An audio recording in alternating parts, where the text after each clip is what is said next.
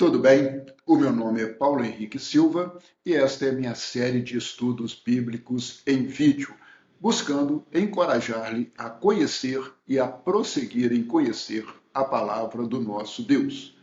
A temática central do estudo de hoje é, pela primeira vez, Atos 13.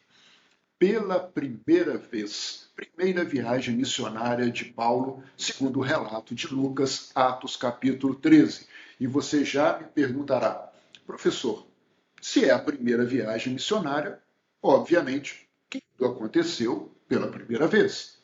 Mas eu vou fugir dessa obviedade. Eu quero hoje delinear para você pontos de destaque que vão certamente aguçar o seu interesse para estudar a preciosa jornada missionária de Paulo.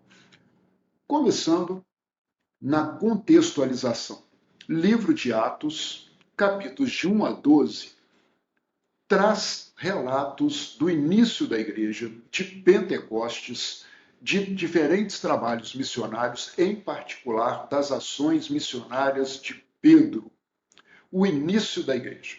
Atos de 13 a 28 já é focado na viagem missionária, no trabalho missionário de Paulo. Estamos ali justamente nesse ponto de interseção, saindo do início da igreja em Jerusalém, nas regiões próximas à Judéia e partindo para as igrejas gentílicas no mundo greco-romano. Capítulo 13 é um divisor de águas e é nele que se situa a primeira viagem missionária de Paulo, dando início à expansão da igreja no mundo gentílico. Aspectos históricos e geográficos que você já está acostumado a encontrar aqui nos nossos estudos bíblicos em vídeo. A viagem começa onde? Antioquia da Síria, a terceira maior cidade mais importante do Império Romano, ponto focal para o crescimento da igreja, para o desenvolvimento do cristianismo. De Antioquia, os missionários seguem para o porto de Seleucia, atravessam o Mediterrâneo, chegando à costa leste de Chipre, em Salamina. Atravessam toda a ilha até a cidade de Pafos, que é a capital administrativa. Lá localizava-se toda a questão de governança daquela província senatorial romana. Por ser uma província senatorial, era governada por um procônsul indicado pelo Senado romano. De Chipre, seguem pelo Mediterrâneo até a região da Panfilha, vão a Perge e prosseguem no continente até a região da Galácia, Antioquia da Pisídia, Icônio, Listra e Derbe. Fazem o caminho de volta pelo mar Mediterrâneo até então Antioquia da Síria, quando encerram esta primeira viagem missionária, relatando à igreja quão grandes coisas o Senhor havia feito por meio deles. Vamos então, pela primeira vez, Atos 13. Primeiro envio missionário. Sim, de fato. Fora as ações individuais missionárias que haviam ocorrido até então, é pela primeira vez que missionários são enviados pela igreja de forma institucional, comissionados pela igreja. Note aqui em Atos 13, 2, 3. Enquanto adoravam ao Senhor e jejuavam, disse o Espírito Santo: separem-me Barnabé e Saulo para a obra a quem os tenho chamado. Assim, depois de jejuar e orar, impuseram-lhes as mãos e os enviaram. Dois momentos importantes. Primeiro, a comissão por parte do Espírito Santo. A seleção, a eleição, a indicação do Espírito Santo para Barnabé e Saulo iniciarem esta viagem. Grife aí essa ordem, Barnabé e Saulo. Na sequência, num segundo momento, a igreja, em jejum e oração, impõe as mãos e envia os missionários direcionados pelo Espírito Santo. Foi a primeira vez na história da igreja que isto aconteceu. Atos 13, primeira viagem missionária, tem então início a partir de Antioquia da Síria. Comissionados, enviados pelo Espírito Santo, desceram Barnabé, Paulo e também João Marcos, que era primo de Barnabé, para Seleucia, o porto próximo a Antioquia, e daí navegaram para a ilha de Chipre, que é a cidade, a região natal de Barnabé. Era um ponto estratégico. Começaram ali por uma região conhecida, onde também havia sinagogas no começo, ali na região leste. Com isto, a viagem missionária poderia ganhar um impulso maior. Começaram por Chipre pela primeira vez. Início de uma viagem de missionários. O que deveria acontecer? Não tenha dúvida, uma batalha espiritual. Sempre que nós caminhamos, carregando conosco, distribuindo, semeando a preciosa semente, haverá oposição, resistência espiritual. Antes mesmo de haver relato de uma conversão, já há o relato de uma batalha espiritual que ocorreu na cidade de Pafos, junto ao procônsul, o governador daquela ilha. Elimas, o mágico, este é o significado de seu nome, opôs-se a eles, opôs-se aos missionários, à pregação da palavra de Deus, à conversão do procônsul Sérgio Paulo, e ele tentava sempre desviar da fé o procônsul. Paulo e seus seguidores enfrentam, então, a primeira batalha espiritual.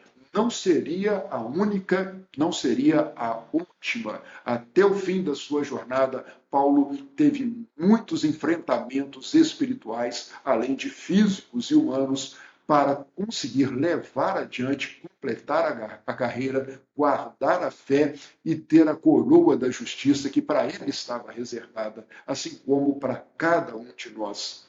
Atos capítulo 13 relata a primeira vez que Saulo é mencionado como Paulo, deixando Saul, o seu nome judaico, Saulo, também muito associado ali àquela região, e passando a forma grega e passando a usar a forma romana, Paulo, porque agora ele adentrava ao Império Romano, ele estava indo para missões aos gentios, e ele, como cidadão romano, passou a utilizar-se deste nome, Paulo, e ficou assim conhecido. Mas a primeira vez que isso ocorre é em Atos 13:9.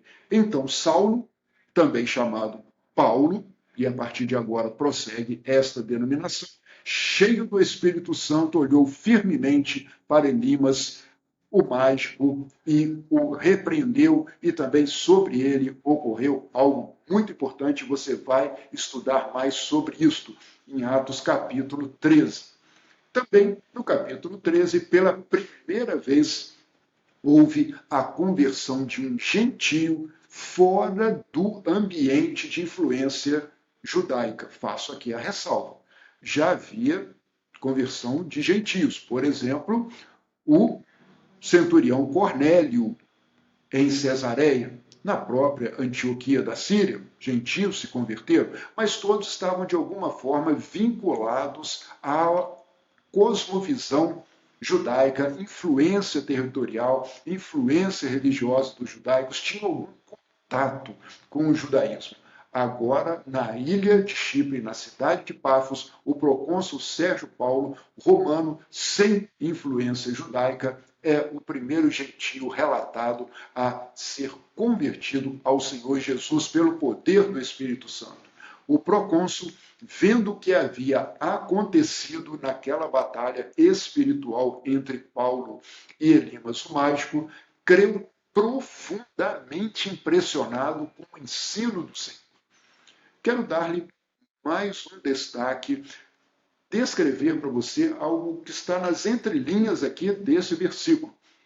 Ainda que o procônsul tenha visto o que havia acontecido, tenha se maravilhado com o que havia acontecido, ele creu profundamente impressionado, não com este mistério, não com este milagre, não com esta ação sobrenatural, mas impressionado com o quê? Com o ensino do Senhor, com a palavra. Não foi a ação espiritual miraculosa o que aconteceu ali naquele momento, na vitória da batalha espiritual de Paulo contra as potestades das trevas. Mas, na verdade, a crença veio pela palavra de Deus, que é viva e eficaz. Pela primeira vez em Atos, a passagem da liderança da caravana missionária deixa de ser conduzida por Barnabé e assume agora Paulo. A partir desse momento, Paulo está à frente. Lembre-se do início do nosso estudo que eu pedi para você destacar ali, Barnabé e Paulo. A partir de agora, inverte. Agora é Paulo e seus companheiros. Paulo é colocado à frente na liderança, segundo os relatos de Lucas. Atos 13, 13, parte A do versículo. De Pafos, Paulo e seus companheiros navegaram para Perge, na Panfilha. Não diz Barnabé e seus companheiros, Barnabé e Paulo e seus companheiros. Não. A partir de agora, Paulo ocorre com uma posição de destaque, de liderança, isto pela primeira vez em Atos 13, 13. Também, pela primeira vez, houve o recuo de um missionário. O missionário que estava à frente, que estava trabalhando junto com Paulo, recuou, retroagiu. Isso pode acontecer. Nós somos humanos, nós temos as nossas limitações e só conseguimos vencer fortemente cheios do poder do Espírito Santo para sermos testemunhas do Senhor em Jerusalém, na Judéia, em Samaria e até os confins da terra, somente se estivermos plenamente cheios do Espírito Santo. João Marcos, primo de Barnabé, recua. Recua, mas na sequência ele volta a ser um grande ajudador, inclusive reconhecido por Paulo. Já lá no fim da sua vida, ele quer abraçar João Marcos e quer reconhecer o quanto João Marcos é importante para o ministério do Senhor. Próprio versículo 13, 13, agora a parte B. João os deixou ali e voltou para Jerusalém. Esse foi o momento do recuo, mas ele ganhou força e João Marcos passa a ser um importante missionário, um agente de crescimento, de expansão da igreja e um valioso ajudador dos apóstolos, dentre eles incluindo o próprio apóstolo Paulo. Pela primeira vez em Atos é relatada a expansão missionária. A expansão da igreja a partir do trabalho incansável daqueles missionários que, persuadidos pelo Espírito Santo, encorajados pelo poder do Espírito Santo, vão à frente e levam para o mundo greco-romano a preciosa semente da palavra de Deus. A palavra do Senhor se espalhava por toda a região, conforme Atos 13, 49. Agora sim, estamos ali nas regiões envolvidas pela bacia do Mediterrâneo, as regiões da Panfilha, a região da Licaônia, região da Caia, nessa primeira viagem missionária, apesar de todas as dificuldades ali enfrentadas por Paulo. Estude Atos 13, veja essa primeira viagem missionária, quantos sofrimentos missionários ali enfrentaram, sofrimentos físicos e também enfrentamentos espirituais, mas a palavra do Senhor se espalhava por toda aquela região. Mas não sem perseguição.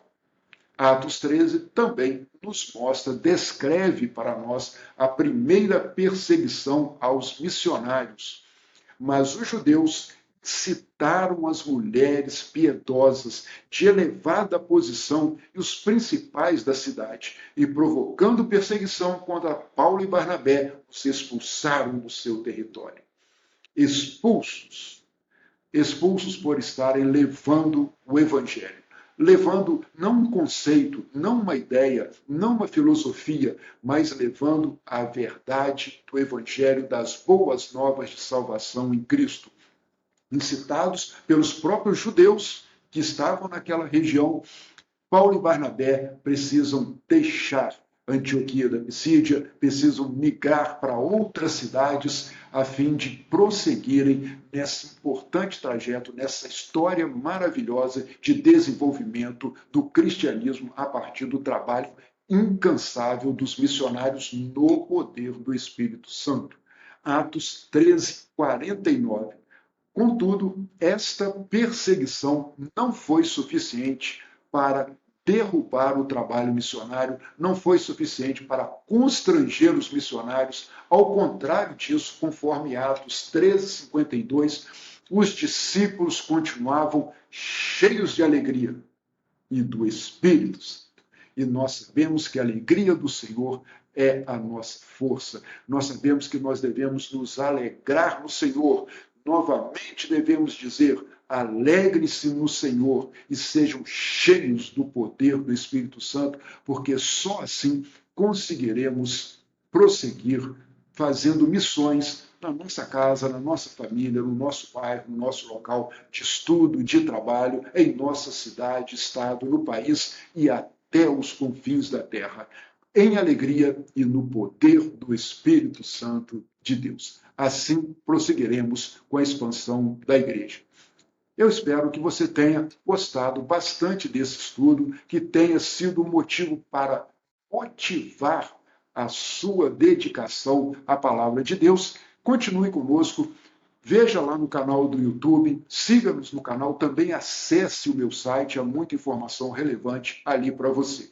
Muito obrigado, que o Senhor lhe abençoe e lhe guarde.